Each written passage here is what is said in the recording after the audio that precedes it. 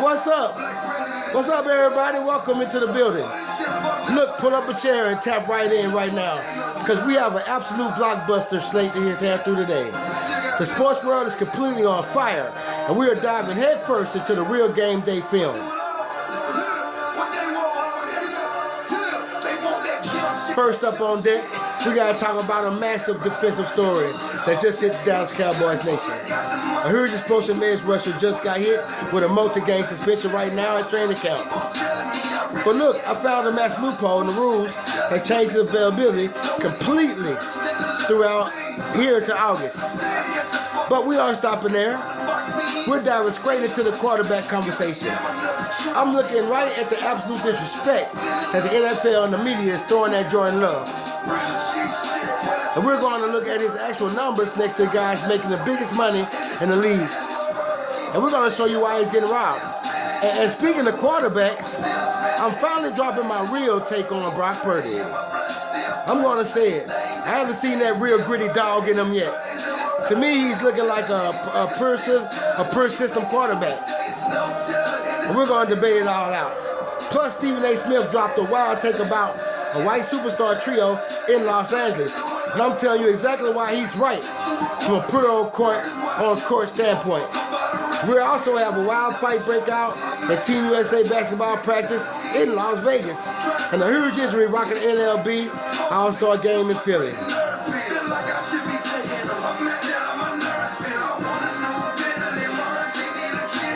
And you know we got to keep it completely local with the two premium spotlights, the best food spots in Shreveport, Sam's Son Eatery, and Buck's Barbecue. And Brooks' brand barbecue charcoal briquettes.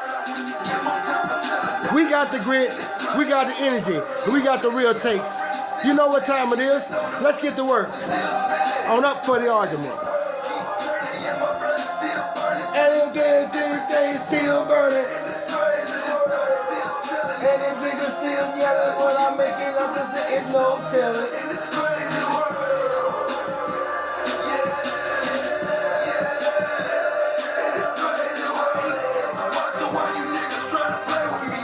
Gervone Alexander is up for the argument. Brought to you by Gervone Alexander Production. Live broadcasting at Gervone Alexander Studios, Shreveport, Louisiana.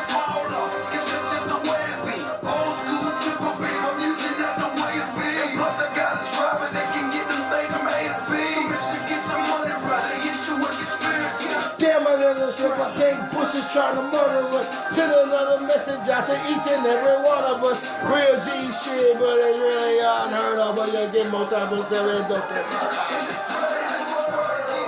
And we bring tears, getting in the middle of good tears in this crazy world. Oh yeah, man, I want y'all to get crunk before we start. We're gonna get ready to start up. Ain't no telling.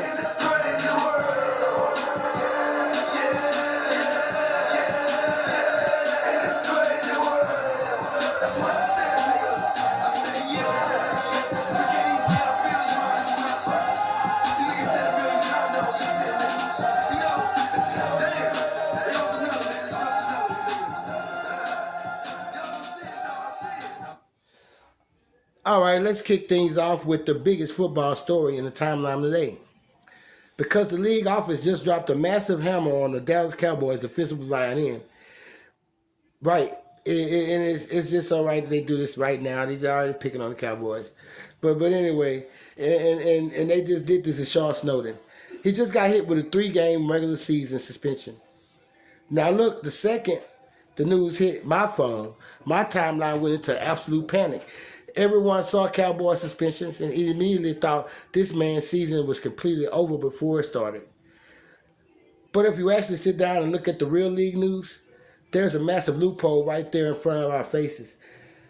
The rules say Charles Snowden is 100% allowed to practice within the team all summer and play in every single preseason game. This August coming up. But the suspension doesn't actually start until the final cuts. Down to the 53-man roster.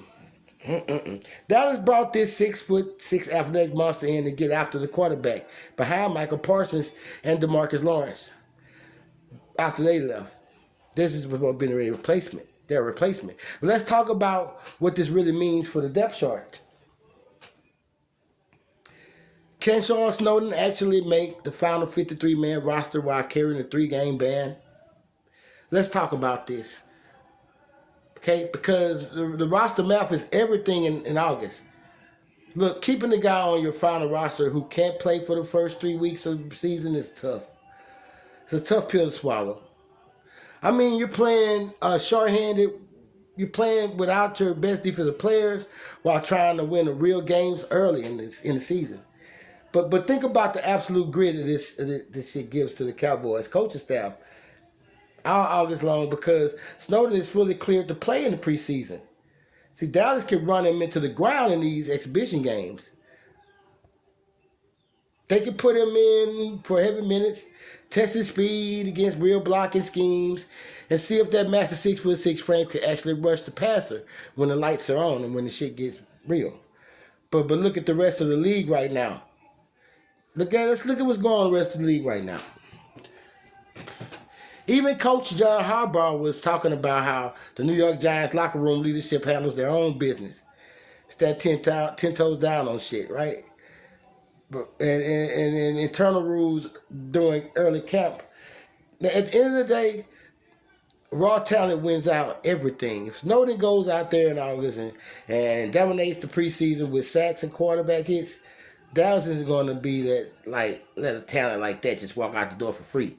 They'll carry the suspension, keep their defensive line deep, and unleash him fresh in, I say, week 4. The tape next month is going to settle this argument completely that I just made. When we look at the tape and see what he does preseason, the argument will be made. They keep him on. Okay? That's what I can think of right now for that situation when it comes to Snowden. But let's move on a little bit here. Let's slide down to Green Bay, because the talk out there is getting completely out of hand. ESPN just dropped this annual top 10 quarterback list, voted on by general manager, coaches, and scouts, and Jordan Love got left completely off the list. Can you believe it? Well, I can, but, we'll talk about it. He did make the playoffs a couple years in a row. He was the starting quarterback for the Green Bay Packers, right? He's pretty decent, even though I don't trust him. I'd rather have Dak. But for him to be completely left off the list is kind of disrespectful. It's a snub. They put him down as a casual honorable mention. They mentioned his name casually. See, they didn't just, when they put the list up, it wasn't like, well, we ain't going to leave him out completely. We just mention him after the list is wrote. Make them say, well, we got these 10 guys, and then there's him. That Bone Thugs and Harmony looking motherfucker over there.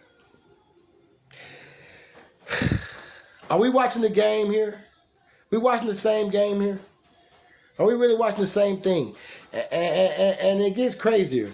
You see, the players themselves turned around and voted Love all the way down to number 72 on the official NFL Top 100 list.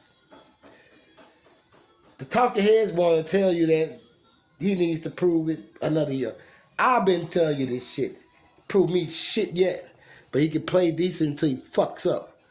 I'm a Packer fan. No, I'm not satisfied with the job he's done. But to leave him out and put him down that far, it's kind of disrespectful. He needs to prove it. Well, I'm going to give him another year to prove that shit before we go looking elsewhere. Try to reel Dak in. But when you look at what the man actually did on the football field, it kind of makes no sense. See, let's look at the real tracking numbers that I came to give you. First of all, is the media completely blind for leaving Jordan Love out of the top 10? Let's break down the actual math here, because the numbers do not lie. Last season, Jordan Love went out there and completed 291 of 439 passes. That's a 66.3% completion rate for 3,381 yards, 23 touchdowns, and only 6 interceptions. His quarterback rating was a massive 101.2. Give him that. I give him that. But if you look at the advanced stats, Jordan Love had the 5th lowest interception rate in the NFL. In the entire NFL. Among, I say, full-time starters, he was literally top 5 in almost every major stat category, third down conversion, deep balls, clean pocket throwing, you name it. Yet, when the voting happened, the media of our guys who threw away more picks, I couldn't even win a playoff game. It's great over him just because name recognition. See, Jordan Love didn't just survive the pressure of taking over for the legend in Green Bay. See, he went into the playoffs and tore elite defenses apart. He did that. Now, so keeping him out of the top 10 while rewarding guys with worse efficiency is a total blind spot, man. See, Love earned that elite spot on the field. And you know what? He's going to training camp with a massive chip on his shoulder, this shit. But this is going to put a chip on his shoulder, and I think that it's going to make him ready to come out this season, ready to play. He's going to come out, he's going to play tough, he's going to play hard, but I think if he can clean up the mistakes he usually makes, the Green Bay Packers will go far with his leadership. I don't believe he's that bad of a quarterback. No, I don't. Do I trust him? No, I don't. How can I? I need to see more from this guy. And I need to see more consistent plays from him and a lot less mishaps in the playoffs. That he's proven to have. That's for a whole nother day, though. Let's stay on the quarterback topic, all right? Because I need to drop a real, unfiltered take that's been sitting on my chest for years. Everybody loves to hype up Brock Purdy. How we out there in San Francisco, where he at. They look at the Super Bowl appearances. Yeah, okay. They look at the regular season wins. And they want to tell you he's elite, tier 1 quarterback. I want to talk to my boy Hot Boy about this. And he's going to be on the show, I think the first week of like when we open up preseason, he's going to be coming on. That's my San Francisco 49er guy. Him and Diesel. They're going to come on. We're going to discuss some 49ers and debate and just commentate. And I need my guys. I'm just introducing them now, let you know that they'll be here coming August. I mean, we've already got it in the works. But looking at the tape, I'm gonna completely be real with you. Back to Brock Purdy. I haven't seen that real gritty dog in Brock Purdy yet. To me, when you peel back the layers, he looks like a pure system quarterback. Okay? To me, just like, look, Cam Newton wasn't lying on his ass. You know? And people still say, you were right, Cam, and I always knew he was right. But he was wrong about that. You guys see what I'm saying? Real wrong about that. Okay? He's a pure system quarterback. That's just it. Let's talk about what happens when the perfect plan that the coach has for him in the system breaks down. You understand that? So, I'll be honest with you. Shanahan can't save you every day, buddy. Without Shanahan, shit. So is Brock Purdy a legitimate elite quarterback, or is he just riding the perfect system? Is he riding the perfect system, or is he elite? We're gonna close this argument. Because I'm gonna have the argument. The argument is about to be made now. Let's have a real down-to-earth conversation about this. When everything is perfect around Brock Purdy, let's say when Christian McCaffrey is rolling, he's knocking them down like bowling pins. The offensive line is locking it down and standing on 10. And his receivers are open on the screen. Purdy looks good. He looks great. But that happens. He executes the play exactly how it's drawn up on the whiteboard. You see what I'm saying? Exactly like that. No other way. He's doing another way. He's not Steve Young. He's not Brett Favre. He can only do it how it's drawn up on the whiteboard. But to be an elite tier 1 quarterback in this league, you have to have that foul back, gritty dog mentality. What happens when the play breaks down? Huh? What happens when the defensive line blows up the pocket in the rainstorm? Your receivers are locked down and shit, and they can't get no separation. And you have just to make something happen. You got to, because you got the fucking ball. And you got to do it out of pure grit. Every time, he can run though. He runs sometimes, but that ain't what I'm talking about. Every time the system isn't running perfectly, we see him struggle. Time after time after time again. He is an excellent processor. He processes shit really good inside Kyle Shanahan's system. But he isn't the engine driving the car. He's just the driver following the GPS system. You see what I'm saying? Kind of get where I'm coming from? He ain't driving. He just chilling. Driving. And the GPS is leading the way for him, which is Kyle Shanahan. If you could put a regular mid-tier quarterback in that exact same offense with those exact same weapons, they're putting up massive numbers too. They putting up huge big numbers as well. So I need to see him pull a game out of his ass. The fire completely on him, back against the wall, grit, where it's all on him to do it before I call him an elite dog. But right now, to close the argument on his ass, he's a top-tier system guy. And that's just the absolute truth of the argument. Argument made. Man, the quarterback debate is heating up today, fam. We got to take a quick 90-second break. We got to clear the decks and let our local partners run their sports. And I got ads to run, and I got to pay some bills. So do not go anywhere because you are locked into the premium lane of sports entertainment.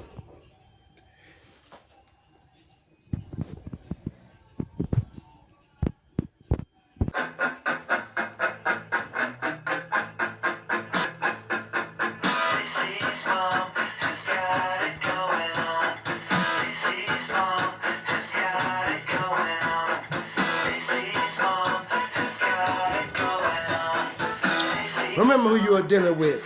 You are watching the number 12 Sports Debate Podcast on the Gold Feet Pot Leaderboard. We treat this independent platform like a top-tier broadcast every single day. And we keep our business riding straight here in the heart of our community. We're stepping away for our first local sponsor. And we're talking about the absolute gold standard and flavor right here in North Market, Shreveport. When your game is on the line and your hunger is hitting the fever pitch, you don't settle for foul fast food portions. You feed the family with the undisputed champion, the favorite right now. And I'm talking about Sam's Southern Eatery.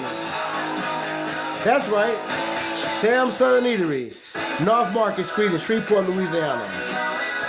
When I tell you they do it big, I mean they do it big.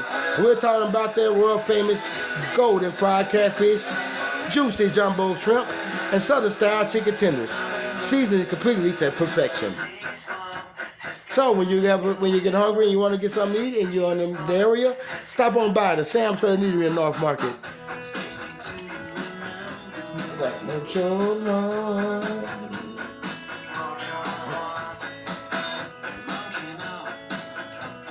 I want to thank everybody that was tuning in to Gervone Alexander Up for the Argument. We truly appreciate your sponsorship and your fan support, and we want to keep it going. So I want you guys to keep tuning in, and we're going to keep delivering the greatest sports commentary and sports news every single day on Gervone Alexander's Up for the Argument.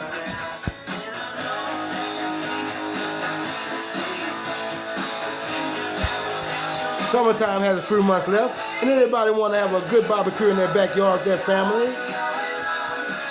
Try Brooks's brand barbecue briquette charcoal. The best barbecue briquettes in the nation, and at a cheap bargain price. So why bother with those high brands? Why bother with paying those high prices on those other brands? We could just go down to Brooks's and get you a nice 8 to 16 pound bag of Brooks's brand barbecue briquette charcoal. Brooks's in North Market.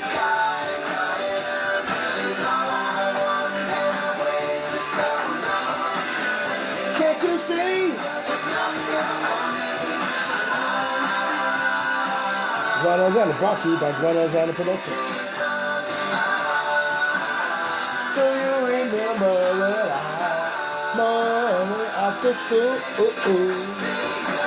A girl for me, all you girl is wrong.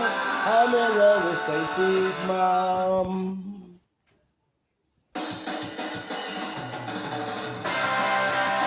And we're Welcome to Up for the Argument, Real Sports Talk. Let's step right into the conviction vault. Because we have to tackle a massive internet drama surrounding Stephen A. Smith.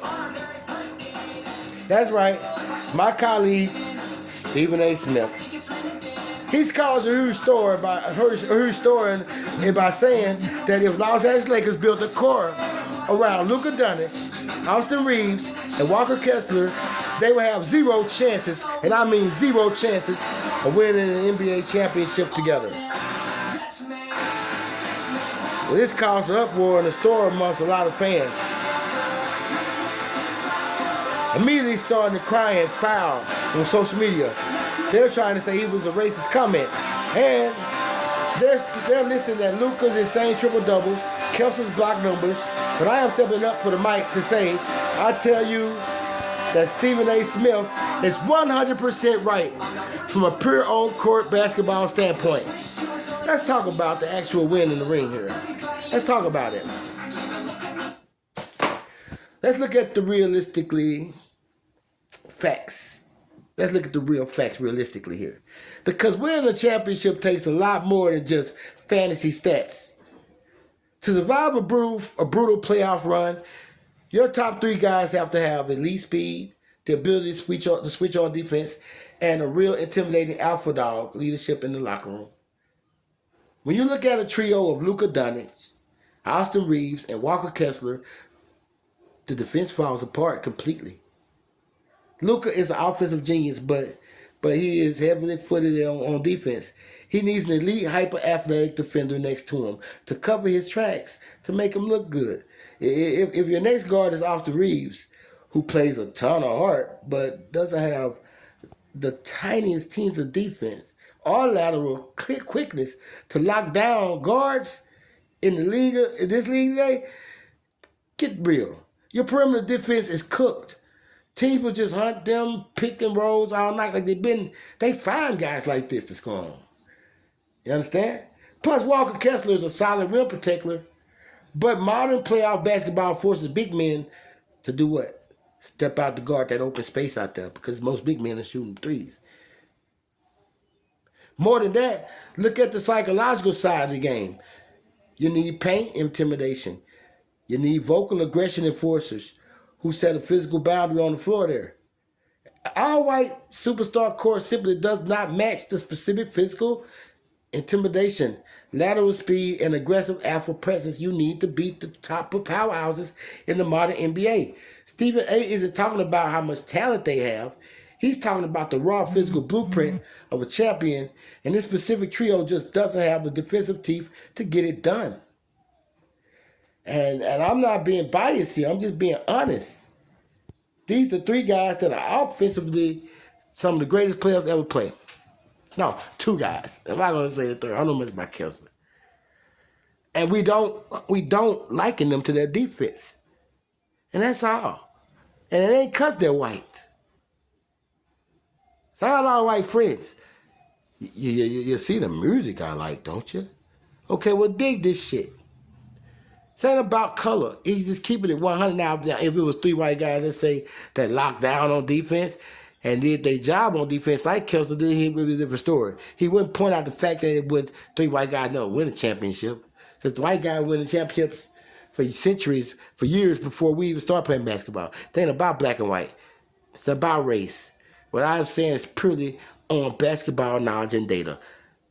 Am I lying when I say Austin Reeves isn't that good at defense? Am I lying when I say that they picked on him all season last season? Once we need a bucket, you know he ain't gonna guard you. Luka too, right? So what's the point of even being mad about what he said? Because people always want to turn around and make it racial when it's never that.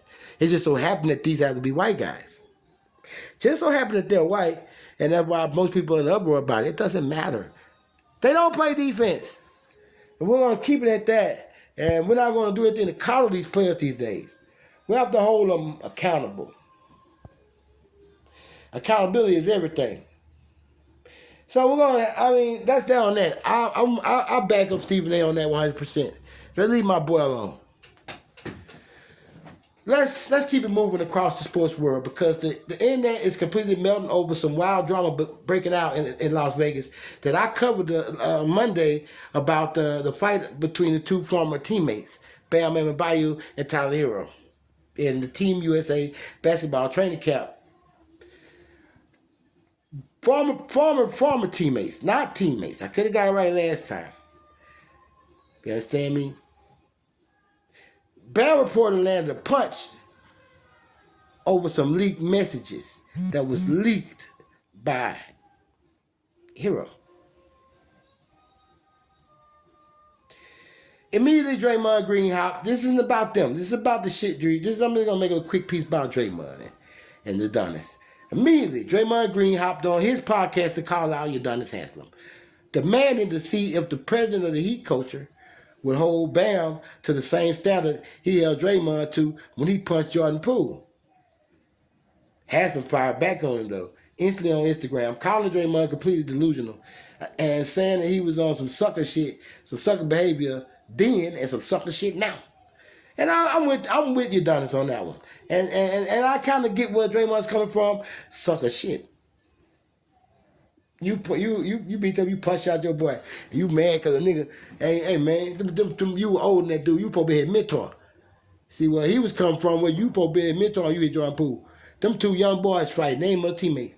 Y'all were headed to be great. That destroyed your team too, Draymond, that year. If you notice, y'all just came out for championship. But while the basketball guys are trading blows, the baseball world has a massive bittersweet moment in the All-Star game in Philadelphia. The American League took the win, featuring a huge 433-foot Grand Slam-style home run from Miguel Vargas and Cody Bellinger, taking home the MVP trophy. But it came at a terrible price.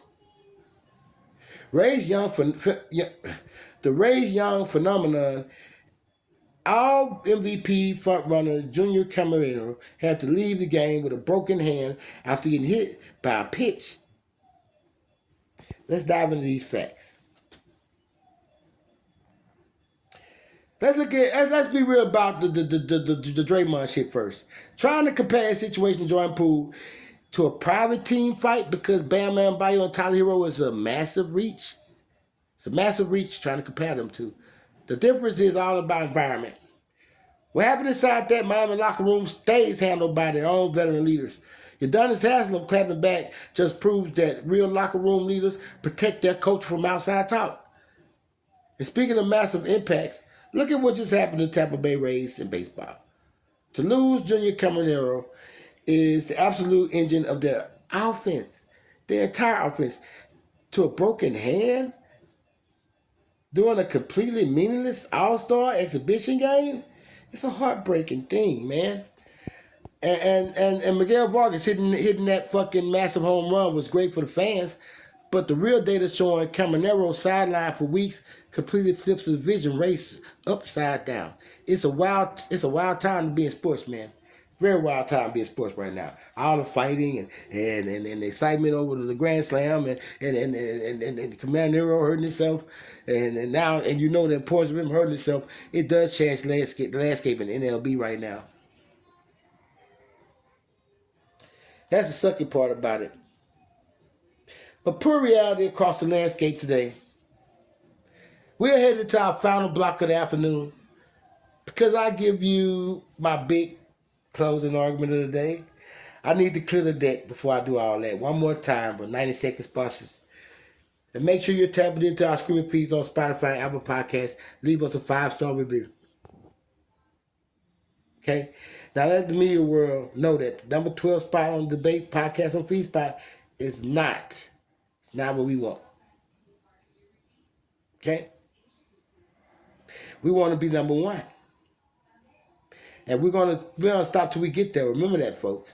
We are taking our final break. Man, we're gonna highlight the absolute mecca of real slow smoke barbecue on North Market with the next ad coming up. So I want you guys to relax a little bit, and we'll be right back in 90 seconds, folks.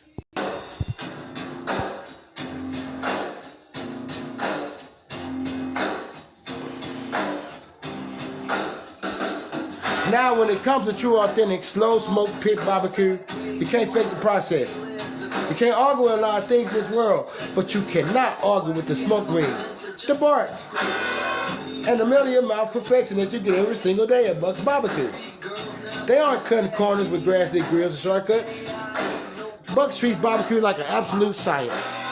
We're talking about premium beef brisket, smoked low and cooked over pure hickory wood for hours until it falls off the bone. And the ribs, and the sausage, and the chicken, and that sets the standard for the entire region.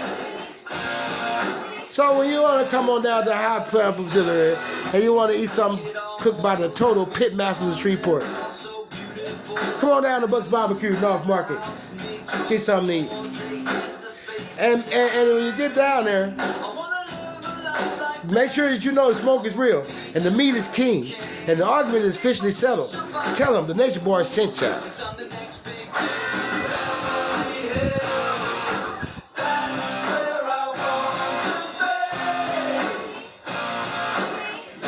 Up for the argument, brought to you by Gervone Alexander's production. Why be bored with all those other podcasts? They put you to sleep. Why be bored with those structured podcasts that just sit down and just talk, chitter chatter, live bored? Why don't you come on over to Gervone Alexander for the argument and have a good old wild time with me, folks. We'll discuss sports, we'll listen to a couple songs, and we'll hang out for about 30 minutes to an hour, or give or take. Gervone Alexander for the argument, folks. Tune in every day, Monday through Friday. It's something that you're born into, and I just don't belong. No, I don't live like that little kid.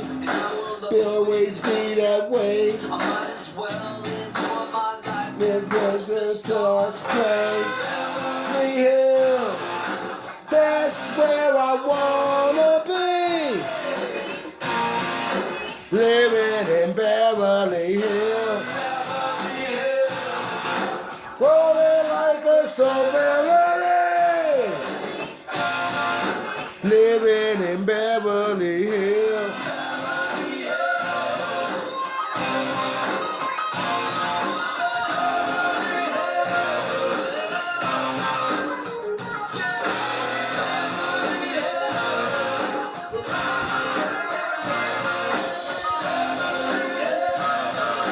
Living in Beverly Hills.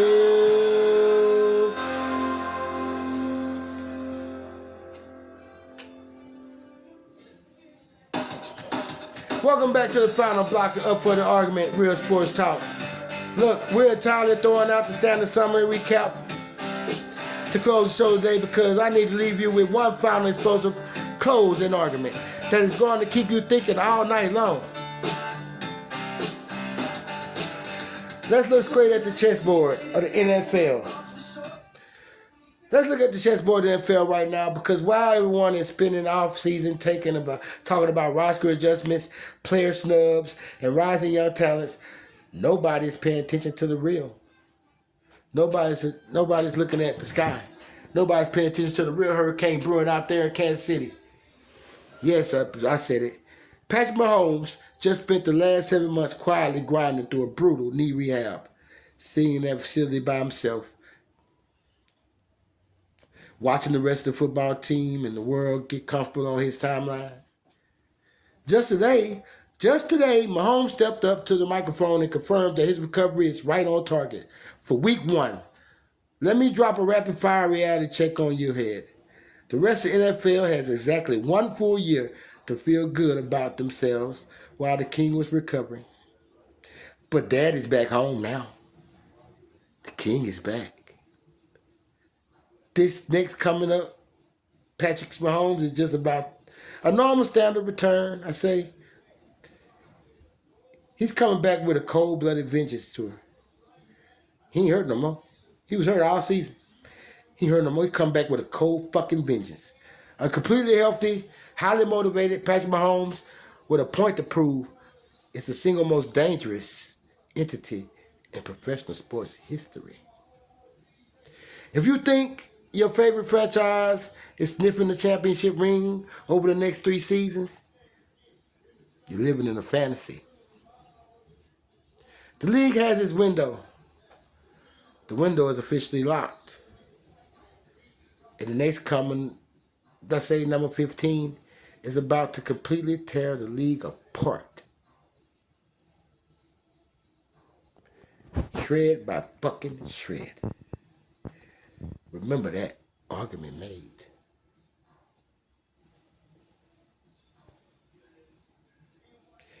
We support the absolute best local businesses right here in our community, like Sam's Southern Eatery and Buck's Barbecue. And we let the raw numbers dictate the truth every day on this show. You know, you can argue with the stats I'm giving you. You can argue with the data. But after it all, you can't argue with the truth I'm giving you that's staring you straight in your face. And that's the argument made. And that's all for the show today, folks. See you again tomorrow for Up for the Argument. Thanks for the love. Until then, everybody stay safe out there. Much love and good night.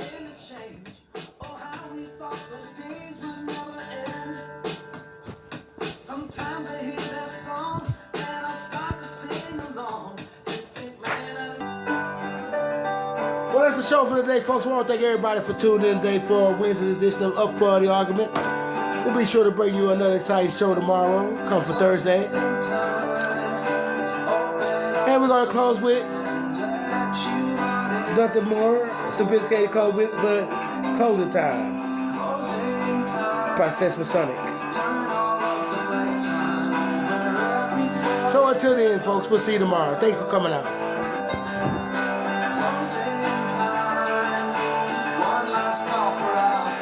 So finish your whiskey or beer. You don't have to go home, but you can't stay here. Be safe, everybody.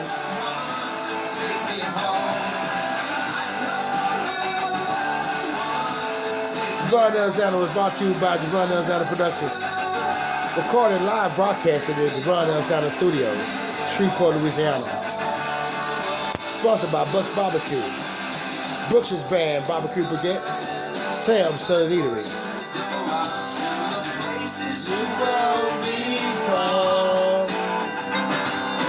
Closing time. That's where we'll be going. All right, congratulations everybody on another good show. Hell yeah.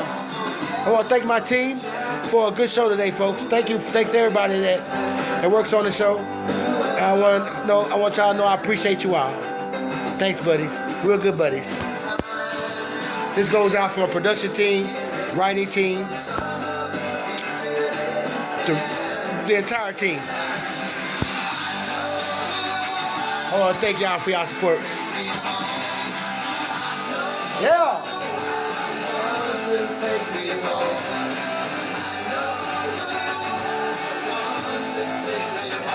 Take me home.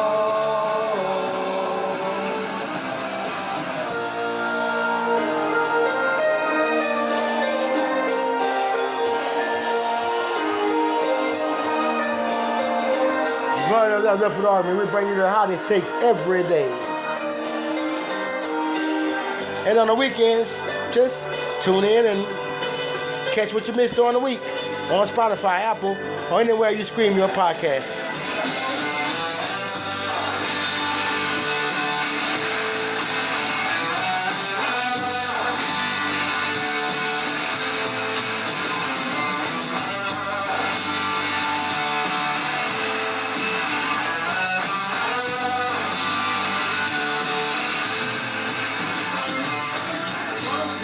Time to go home to the places you will be fine.